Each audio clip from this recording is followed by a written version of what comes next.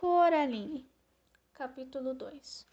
No dia seguinte, não voltou a chover, mas uma névoa branca e espessa tinha caído sobre a casa. Vou dar uma volta, avisou Coraline. Não se afaste muito de casa, pediu a mãe, e se agasalhe bem. Coraline vestiu seu sobretudo azul com capuz, o cachecol vermelho e suas galochas amarelas, e saiu. A senhorita Spink estava passeando com os cachorros. Olá, Caroline, disse ela. Que tempo ruim. Pois é, falou Coraline. Uma vez fiz o papel de Pórcia, contou a senhorita Spink. A senhorita Foswell fala sobre a Ofélia dela, mas todos só queriam ver a minha Pórcia. Isso quando éramos atrizes. Toda empacotada com pulôveres e casacos, a senhorita Spink ficava ainda mais baixa e roliça. Parecia um ovo grande e felpudo. Ela usava óculos de aros grossos que deixavam seus olhos enormes. Eu sempre recebia flores no meu camarim. Era uma loucura, disse ela. Quem mandava? Perguntou Coraline. A senhorita Spink olhou ao redor com cuidado. Primeiro para um lado, depois para o outro, espiando através da névoa, como se alguém fosse escutar algo. Os homens, sussurrou ela. Então puxou os cachorros pela coleira para acalmá-los e foi bamboleando em direção à casa. Coraline continuou seu passeio ao redor da casa. Já estava quase no fim quando avistou a senhorita Foswell na porta do apartamento que dividia com a senhorita Spink. Você viu a senhorita Spink, Caroline? Coraline respondeu que sim e que ela estava passeando com os cachorros. Eu só espero que ela não se perca, ou vai acabar ficando doente. Você vai ver só, disse a senhorita Foswell. Só um aventureiro conseguiria se achar nessa neblina. Eu sou uma aventureira, afirmou Coraline. Claro que é, meu bem, disse a senhorita Foswell, mas não vá se perder por aí. Coraline continuou caminhando pelos jardins sobre a névoa cinzenta. Ela nunca perdia a casa de vista. Depois de 10 minutos de caminhada, percebeu que estava no lugar de onde tinha saído. O cabelo desgrenhado e molhado lhe cobria os olhos, e seu rosto parecia úmido. Olá, Caroline, gritou o velho doido do andar de cima. Oi, olá, respondeu ela. Ela mal conseguia enxergar o velho em meio ao nevoeiro. Lentamente, ele desceu a escada externa, a casa que ligava seu apartamento, à porta da frente do apartamento de Coraline. Coraline esperou no sopé da escada. Os ratos não gostam de neblina, disse o velho. Entorta o bigode deles. Eu também não gosto muito, admitiu Coraline. O velho se abaixou muito, tanto que as pontas de seu bigode fizeram cosquinha na orelha de Coraline. Os ratos têm um recado para você, cochichou ele. Coraline não soube o que dizer. O recado é o seguinte: não atravesse a porta. Ele fez uma pausa. Isso faz algum sentido para você? Não, o velho deu de ombros. Eles são engraçados, os ratos. Eles entendem tudo errado. Entenderam errado o seu nome, sabe? Eles falam Coraline, não Caroline. Nunca Caroline. Ele pegou uma garrafa de leite que estava no pé da escada e subiu de volta para seu apartamento no sótão. Coraline entrou em casa. Sua mãe estava trabalhando no escritório. O lugar cheirava a flores. O que eu faço agora? Perguntou Coraline. Quando começam suas aulas? Quis saber a mãe. Semana que vem, respondeu Coraline. Bufou a mãe. Acho que vou ter que comprar um uniforme novo para você. Me lembre, querida, ou vou me esquecer. E voltou a digitar coisas no computador. O que eu faço agora? Repetiu Coraline. Vá desenhar.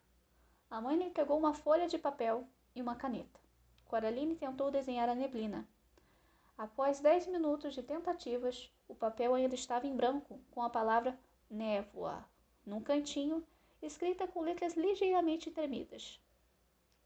Ela resmungou e entregou o papel para a mãe. Muito moderno, querida, comentou a mãe. Coraline foi se esgueirando até a sala de visitas e tentou abrir a porta velha. Dessa vez estava trancada.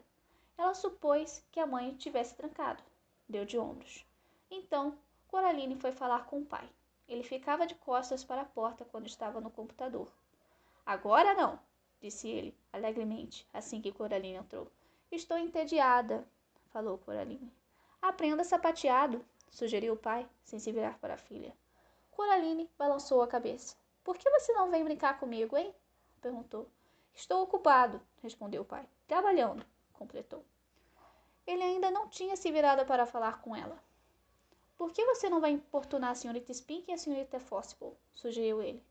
Coraline vestiu o casaco, levantou o capuz e saiu de casa. Ela desceu a escada e tocou a campainha da senhorita Spink e da senhorita Forcible, ouvindo o latido alucinado dos cães escoceses correndo na saleta de entrada. Depois de um tempo, a senhorita Spink abriu a porta. Ah, é você, Caroline, disse ela. Angus, Hamish, Bruce, fiquem quietos, meus amores. É a Caroline. Entre, querida. Aceita uma xícara de chá? O cheiro do apartamento era uma mistura de cachorro com lustre móveis. Sim, por favor, disse Coraline. A senhorita Spink a conduziu para uma saleta empoeirada, que ela chamava de parlour. Nas paredes, fotografias em preto e branco de belas mulheres e cartazes de teatros emoldurados. A senhorita Forcible estava sentada em uma das poltronas, concentrada no tricô.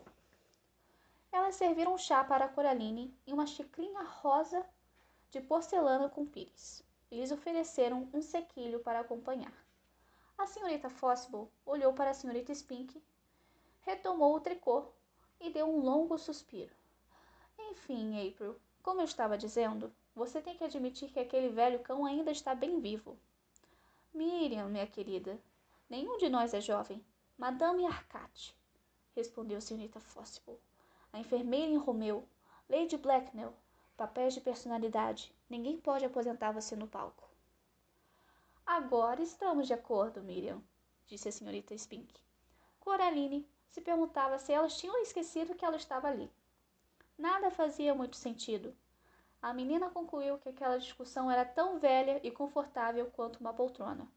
O tipo de discussão que ninguém ganha ou perde, mas que pode durar para sempre se ambas as partes estiverem dispostas. Ela tomou um gole de chá. Eu posso ler as folhas, se você quiser, falou a senhorita Spink. O quê? Indagou Coraline. As folhas do chá, querida. Posso ler seu futuro no chá. Coraline entregou sua xícara para a senhorita Spink. Ela examinou bem de perto as folhas enegrecidas no fundo da louça. Então, cerrou os lábios. Olha, Caroline, disse ela, você está correndo muito perigo. A senhorita Forcible bufou, largando o tricô de lado. Não seja boba, April. Pare de assustar a menina. Sua vista já era. Passe a xícara para mim, filhinha. A mulher examinou o chá minuciosamente. Balançou a cabeça e olhou de novo. Puxa, querida, disse ela. Você está certa, April. Ela corre perigo. Viu, Miriam? Disse a senhorita Spink, triunfante. Meus olhos estão melhores do que nunca. Estou correndo perigo de quê? Perguntou Coraline, intrigada. A senhorita Spink e a senhorita Forcible fizeram cara de paisagem. Não sabemos, respondeu a senhorita Spink. As folhas do chá não são confiáveis para esse tipo de coisa. São boas para coisas mais gerais, não para as específicas. Então, o que eu faço? Quis saber Coraline, um pouco assustada. Não use verde em seu camarim, sugeriu a senhorita Spink. Nem mencione aquela peça escocesa, completou a senhorita Forcible. Coraline tentou entender o porquê dos adultos quase nunca falarem algo que fizesse sentido. Às vezes ela se perguntava com quem eles achavam que estava conversando. E tome muito, muito cuidado, alertou a senhorita Spink. Ela se levantou da poltrona e foi até a lareira. Em cima dela havia um jarro pequeno. A velha afastou a tampa do jarro e começou a tirar algumas coisas de dentro dele. Um patinho de porcelana, um dedal, uma moedinha de lata, 2 clipes de papel e uma pedra com um buraco no meio. Ela entregou a Coraline a pedra com um buraco no meio. Para que serve isso? Perguntou Coraline. A menina a segurou contra a luz da janela e olhou pelo buraco, que de fato ficava bem no meio da pedra. Pode ajudar você, disse a senhorita Spink. Às vezes serve de proteção contra coisas ruins. Coraline vestiu o casaco e se despediu da senhorita Spink, da senhorita Fossible e dos cachorros. Depois, saiu do apartamento. A neblina persistia ao redor da casa. Ela caminhou lentamente para as escadas, parou e olhou para os lados. Devido à neblina, o mundo ficava meio fantasmagórico. Perigo? Pensou com seus botões. Parecia emocionante. Nada parecia ruim. Não mesmo. Coraline subiu a escada, a mão apertando com força a pedra nova.